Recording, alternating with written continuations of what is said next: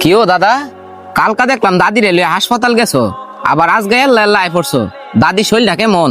গত রাতে 2টার সময় তোর দাদি মারা গেছে। ইন্না লিল্লাহি ওয়া ইন্না ইলাইহি রাজিউন। দাদা, দাদি রে বাইতে আনছো না? না দাদা, হাসপাতাল ওলারা তোর দাদিরে দেয় না। 1,60,000 টাকা হাসপাতালের বিল, আমারে কয়ে টিয়া দিতাম, এতটি আমি মামু কই, এর লেগে তোর দাদিরে দেয় না। হাসপাতালে মারায় রেখে আমি একলা চলে আইছি। কাইন্দো না দাদা, শান্ত হও। আমরা আছি না, আমরা তোমার টিয়ার ব্যবস্থা করে দিব না। আর দাদি তো হাসপাতাল ছিল মাত্র 5-6 দিন, 1,60,000 টাকা বিল উঠলো কেমনে? 1,60,000 টাকা বিল কেমনে উঠছে আমিও তো কইতারি না। তোর দাদিরে যেদিন মেডিকেল লয়ে গেছি, এরপরের দিনে তোর দাদির অবস্থা খারাপ, এমন খারাপ আমার কাছে খুব সন্দেহ লাগতেছে।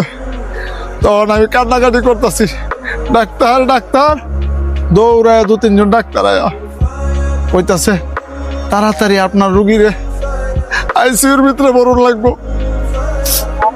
এরা নিয়ে আইসিইউর ভিতরে পড়ছে। আমি আর কইতারি না, গ্লাসের ফাঁক দিয়া তোর দাদির দিকে খালি একটু একটু চায়া থাকি। কালকে রাত্রে 2টার সময় কইতাছে আপনার রুগী মারা গেছে। আসলে এত টাকা আমি করতে দিব আমার কাছে নাই। আসলে আমার তো মনে হয়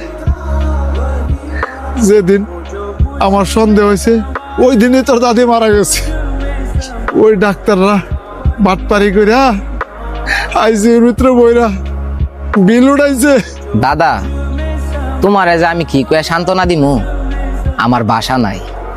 আসলে আমরা মানুষ তো আর মানুষ নাই, সব জানোয়ার হয়ে গেছি গা। বাংলাদেশে যদি এই আইনটা থাকতো, কোন রোগী হাসপাতালে বেডে মারা গেলে এর সকল বিল মাফ করে দিত, তাইলে দেখতা ডাক্তাররা একটা রোগীরে বাঁচানি লাগা কত চেষ্টা করতো। আর আইসিইউর ভিতরে মরা লাশ রাখা বিলও উঠাইতো না, লাশ লগে লগে বাড়িতে পাঠাই দিত। বাংলাদেশে গরিবের কোন আইন আছে? গরিবের কোন আইন নাই। যতবার তোর দাদিরে লয়ে গেছি ডাক্তারের কাছে, 1,000 টাকা করে ভিজিট। 1,000 টাকা আমার মতন মানুষ কাজ করতে 2 দিন লাগে। কত কইরা কইছি,